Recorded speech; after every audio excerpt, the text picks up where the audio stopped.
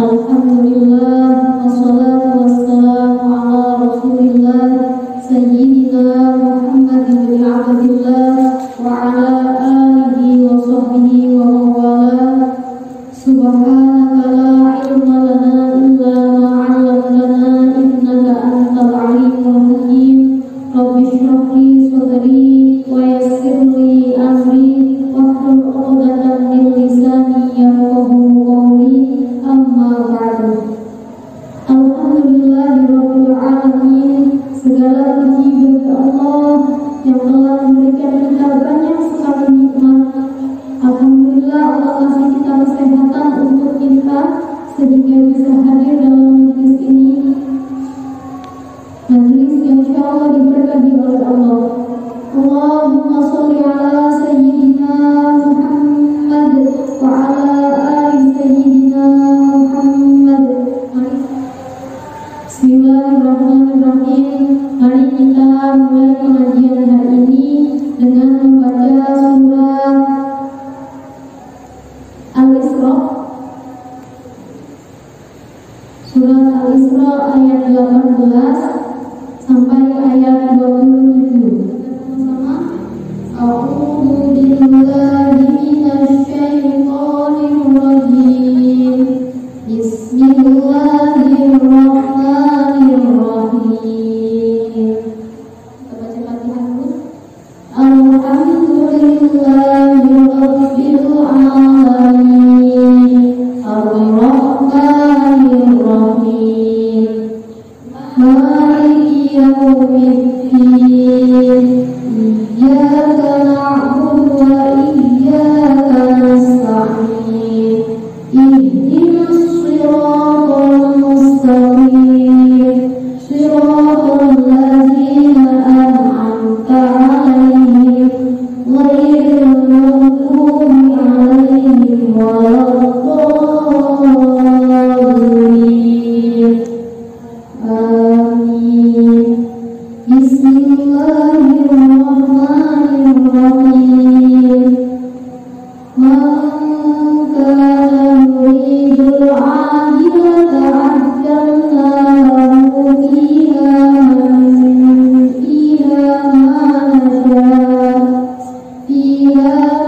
nasha'u liman nuridu thumma ja'alna lahu jahannam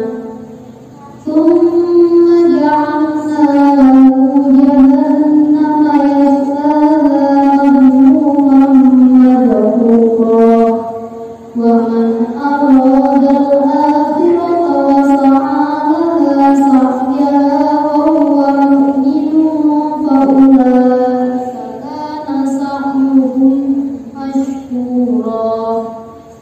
Kullan numiddu haula'i wa haula'i min 'ata'i rabbik wa ma kana 'ata'u rabbika mahzura.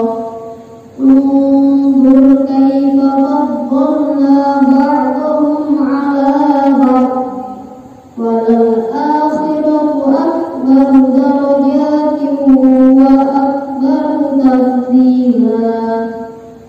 La taj'al ma'allahi ilahan akhar fataq'uda madhmuman makhzula. Wa qadha rabbuka alla ta'budu illa iyyahu wa bil walidayni ihsana. Imma yablughanna 'indaka al-kibara ahaduhuma aw kilahuma fala taqul lahuma uffin wa la tanharhuma wa qul lahuma qawlan karima.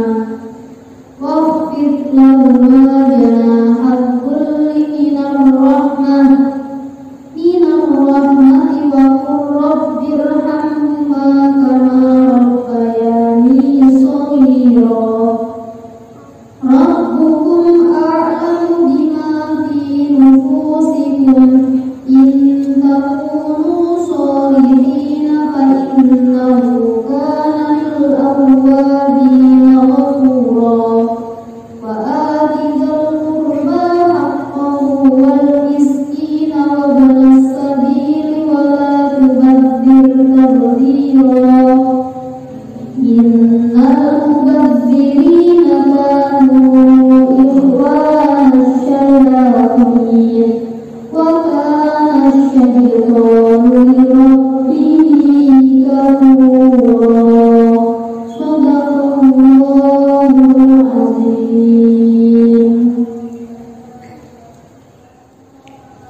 Bismillahirrahmanirrahim. Adik-adik sekalian yang dirahmati oleh Allah, seperti yang kita tahu bahwa Allah menciptakan manusia ke muka bumi ini tujuannya untuk beribadah kepada Allah Subhanahu wa Ta'ala. Allah telah berfirman dalam Al-Quran, wa ma khalaqtul jinna wal insa illa liya'budun. Kata Allah, aku tidak menciptakan jin dan manusia melainkan untuk beribadah kepadaku. Tetapi perlu digarisbawahi bahwa ibadah itu dibagi menjadi dua. Ada ibadah mahdho, ada ibadah ghairu mahdho. Jadi tujuannya diciptakan manusia di muka bumi ini adalah untuk beribadah kepada Allah. Itu ada ibadah mahdho, ada ibadah ghairu mahdho. Apa itu ibadah mahdho? Ibadah mahdho adalah ibadah yang hubungannya langsung kepada Allah. Ibadah yang murni, mahdho itu artinya murni, langsung kepada Allah. Contohnya adalah sholat, puasa. Ini adalah ibadah mahdho, ibadah yang wajib kita lakukan dengan niat yang benar. Kalau kita melakukannya berarti kita akan mendapatkan dosa. Yang kedua adalah ibadah ghairu mahdho. Apa itu ibadah ghairu mahdho? Kalau tadi mahdho artinya murni, ghairu mahdho berarti artinya tidak murni. Berarti ini ibadah yang hubungannya nggak langsung sama Allah, tetapi ada kaitannya dengan ibadah yang kita lakukan dengan manusia. Itu adalah ibadah ghairu mahdho. Kalau tadi mahdho berarti hablum minallah, hubungannya erat langsung kepada Allah. Kalau ibadah ghairu mahdho tidak murni.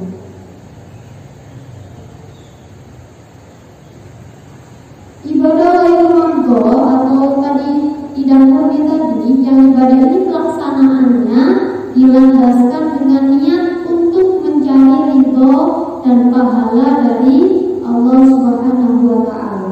Jika dikerjakan kita dapat pahala, kita dapat ridho Allah, insya Allah. Tetapi kalau misalkan kita dengan niat karena Allah, ibadah ini tetap sah dilakukan. Contohnya apa? Ada yang tahu kira-kira apa contohnya? Ibadah ghairu mahdho, contohnya apa?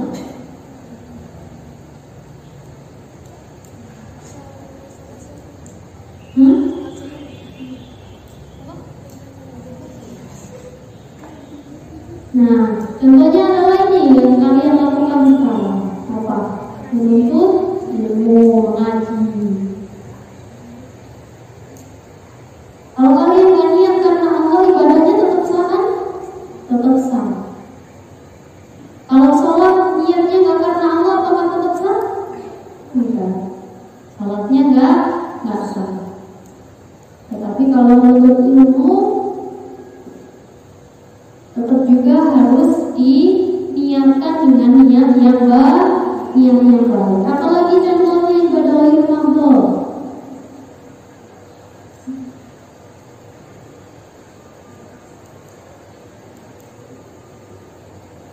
Contoh lagi adalah ini yang tiap hari kita lakukan, tiap hari kita interaksi dengan orang tua kita, ya enggak? Ibadahnya apa? Kita interaksi dengan orang tua itu juga termasuk ibadah. Kalau kita berbakti atau berbuat baik kepada orang tua. Tema hari ini adalah berbuat baik kepada orang tua. Kalau tadi kita sama-sama udah ngaji surat Al-Isra tadi ada ayat 23, wa qala rabbuka alla ta'budu illa iyyahu wa bil walidaini ihsana. Wa qala rabbuka, Allah telah menetapkan agar kita manusia menyembah kepada Allah, jangan menyembah selain Allah. Wa bil walidaini ihsana, dan berbuat baik kepada kedua orang tua. Tema kita hari ini itu berbuat baik atau berbakti kepada orang tua. Rasulullah SAW pernah ditanya oleh sahabatnya, "Wahai Rasul, amalan apa yang kira-kira paling disukai oleh Allah?"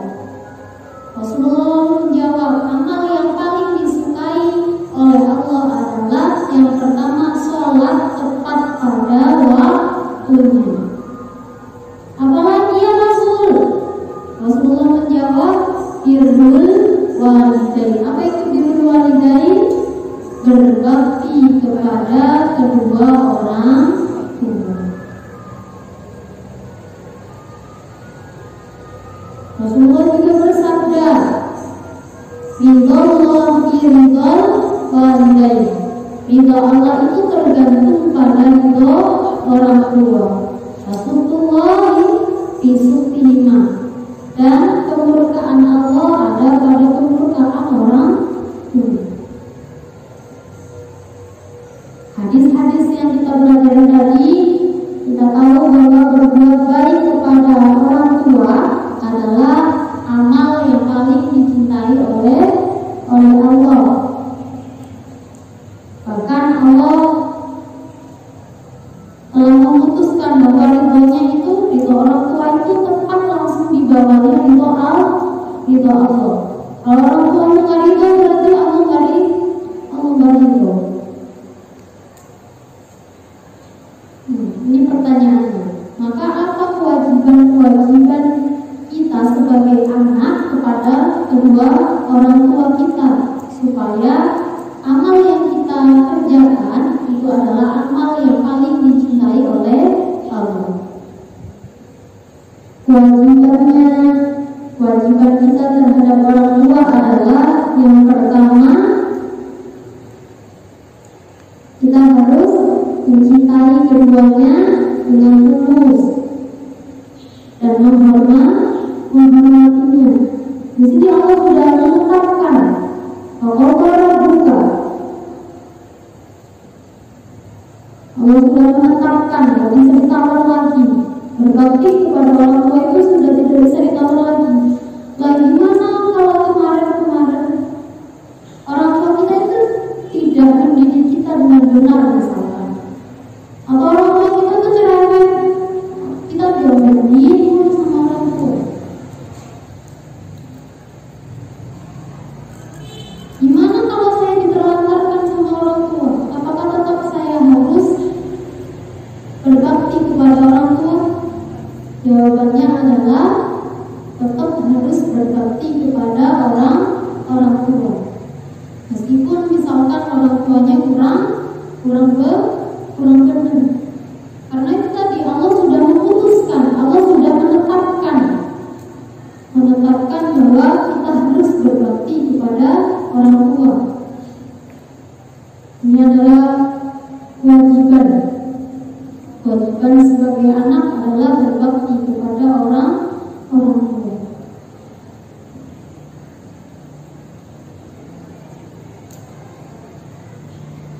Kita sama-sama tahu bahwa cintanya orang tua kepada anaknya itu sangat besar. Mereka susah payah mendidik anak ketika masih kecil. Apalagi perjuangan seorang ibu. Seorang ibu itu mengandung selama 9 bulan. 9 bulan itu waktu yang lama atau sebentar? Lama.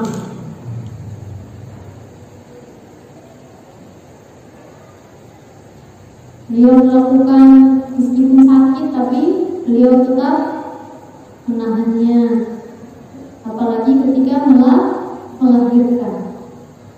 Ketika manusia sakitnya, menahan sakitnya itu hanya bisa menahan sakit rata-rata 30 del. Kalau orang melahirkan itu rata-rata sakitnya sampai 50 del. Tulang semua itu seperti dipatahkan dalam satu waktu. Itu adalah perjuangan ibu kita ketika melahirkan. Belum lagi nanti ketika menyusui. Ini masih sakit, habis melahirkan, dia harus menyusui. Malam-malam harus begadang. Itu pun waktunya nggak sebentar. Dia harus begadang, kadang sampai 3 bulan, kadang sampai 4 bulan, tergantung bayinya. Belum sampai di sini saja, orang tua juga harus memperhatikan tumbuh kembang anaknya, apakah berat badannya sama dengan usianya. Nah, sampai di sini juga dia harus melatihnya tengkurap, melatihnya merangkak, melatihnya berbicara. Yang melatih kita berbicara adalah orang tua. Maka jangan sampai kita itu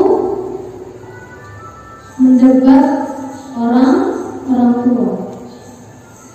Karena dia yang ngajarin kita berbicara. Kalau kita nggak bisa ngomong yang baik, seperti kemarin kita mending dia.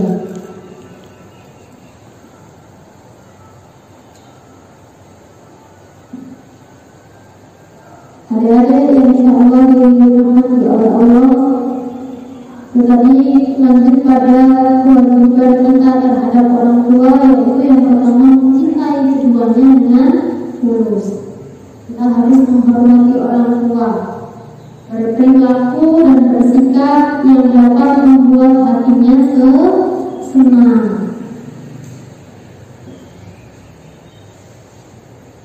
Alangkah sedihnya Rasulullah jika kita umatnya tidak berbakti kepada orang tua, karena masih dibersamai oleh orang tua adalah nikmat yang paling besar. Kita bisa berbuat baik kepada Allah, itu adalah berbuat baik kepada orang tua, itu adalah nikmat yang harus kita syukuri. Kita bisa menyenangkan hati orang tua, itu sama seperti pahalanya orang yang sedang haji. Begitu besar anak yang bisa menyenangkan hati orang tuanya. Pahalanya sangat besar, seperti pahala haji.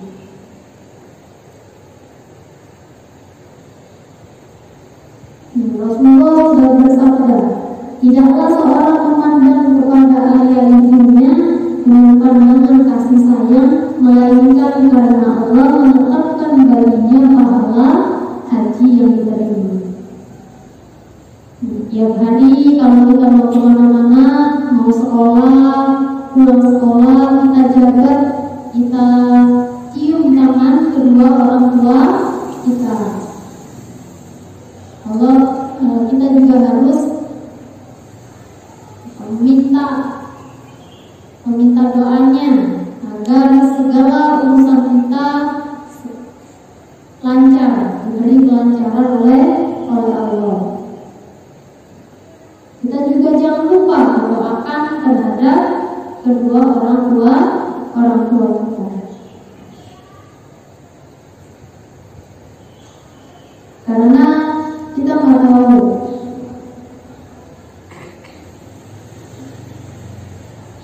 kapan mereka berdua akan meninggalkan kita. Orang yang tahu nikmatnya bagaimana masih dibersamai oleh orang tua adalah ketika orang tuanya sudah meninggal dunia. Betapa banyak anak-anak di sana, teman-teman kita di sana yang sudah tidak punya orang tua. Hidupnya gak lagi ada yang ngurusin, gak ada lagi yang doain. Maka kewajiban kita lagi sebagai anak kepada orang tua adalah kalau kita diperintah sama orang tua, jangan suka membantah atau harus langsung dilaksanakan perintahnya. Kalau nggak bisa nyenengin orang tua, minimal jangan nyakitin hatinya. Disuruhnya tolong dong ke warung sebentar beliin sabun misalnya, langsung kerjain. Itu adalah kewajiban kita terhadap orang tua.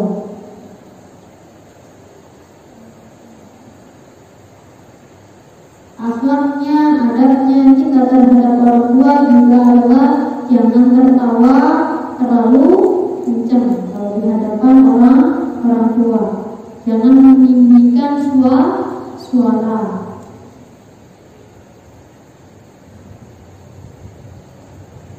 Dan apa lagi? Jangan menatapnya dengan tatapan yang tajam atau judes. Nggak boleh berbohong kepada orang tua.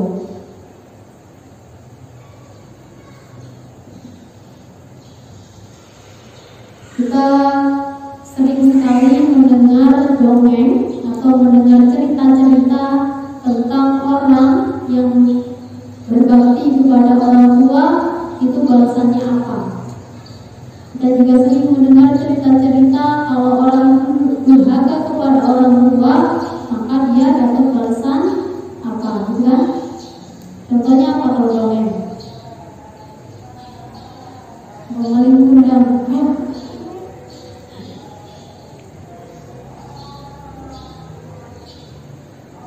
dongeng-dongeng itu kan juga banyak sekali pelajaran yang harus kita ambil, bahwa kita harus berbakti kepada orang tua. Rasulullah pernah, pada zaman Rasulullah ada seseorang yang ketika mau meninggal, dia tidak bisa mengucapkan la ilaha illallah. Ketika ajal menjemputnya, dia tidak bisa mengucapkan la ilaha illallah.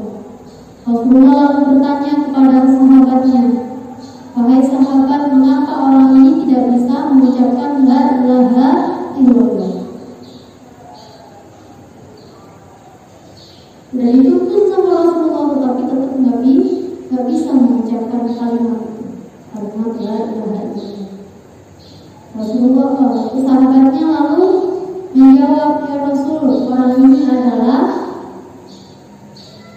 orang yang durhaka kepada ibunya. Rasulullah, sahabat lalu disuruh manggil ibunya. Datanglah ibunya. Wahai ibu, ini anak kamu nggak bisa mengucapkan la ilaha illallah. Bagaimana? Apakah saya bakar sekarang dengan api atau nanti dibakar di api neraka? Ketika itu ibunya ridho, memaafkan anaknya, dan kemudian anaknya bisa mengucapkan la ilaha illallah. Setelah itu meninggal anaknya. Kalau kita berdurhaka kepada orang ada kita meninggal su'ul khotimah. Na'udzubillah min dzalik. Kalau kita berbakti kepada orang tua seperti ceritanya Uwais Al-Qarni. Uwais Al-Qarni adalah seorang laki-laki, beliau hidup di Yaman. Beliau itu selama hidupnya seperti dia nggak terkenal gitu di bumi. Dia penyakitan, punya penyakit apa namanya? Gatal gitu, baros. Namanya baros. Belang-belang kulitnya. Tiap hari juga dia mengembala kambing. Tiap hari dia mengembala kambing. Hidupannya itu sama kambing. Setiap hari seperti itu. Bahkan ketika sudah tidak mengembala kambing, dia makan makanan itu, mengambil makanan di tempat sampah. Itu adalah Uwais Al-Qarni. Tetapi dia sangat viral di langit. Apa yang membuatnya viral di langit? Beliau hanya hidup dengan seorang ibunya. Ayahnya sudah meninggal. Dia hanya hidup sama ibunya. Ibunya muntah lagi lumpuh. Dia rawat ibunya setiap hari, masih makan, nyuapin, berbakti sekali sama ibunya. Bahkan suatu hari ketika Uwais Al-Qarni dan ibunya pengen haji dari Yaman ke Mekah, beliau itu menggendong ibunya yang lumpuh lagi buta. Rasulullah pernah berpesan kepada Sayyidina Umar sama Sayyidina Ali, karena Rasulullah pengen ketemu sama Uwais Al-Qarni tapi nggak ketemu. Sebelum wafat, Rasulullah berpesan kepada Sayyidina Umar sama Sayyidina Ali, wahai Umar, wahai Ali, kalau ketemu yang namanya Uwais Al-Qarni, tolong sampaikan salamku kepadanya.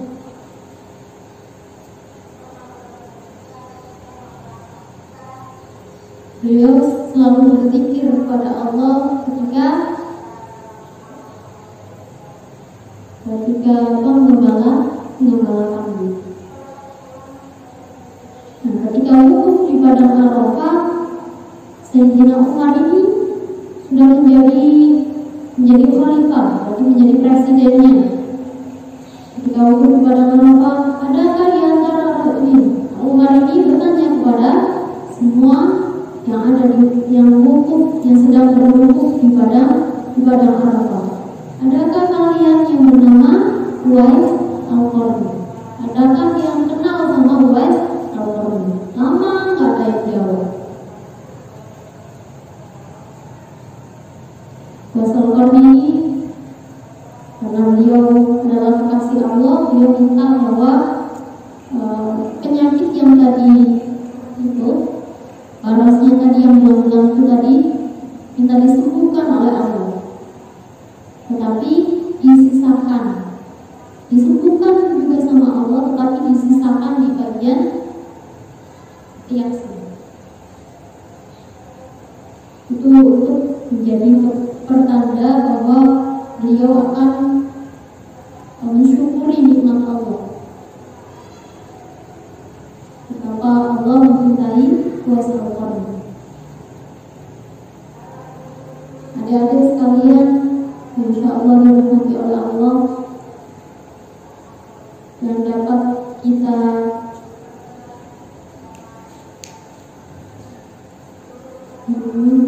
ambil dari cerita Uwais Al-Qarni adalah kita harus berbakti kepada orang tua.